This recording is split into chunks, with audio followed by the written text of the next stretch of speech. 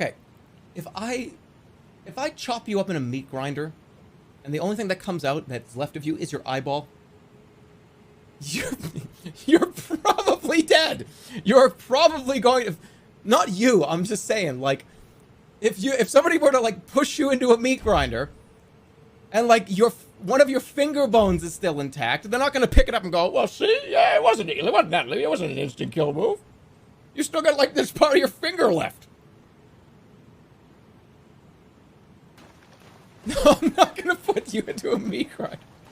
I'm not going to put you into a meat grinder.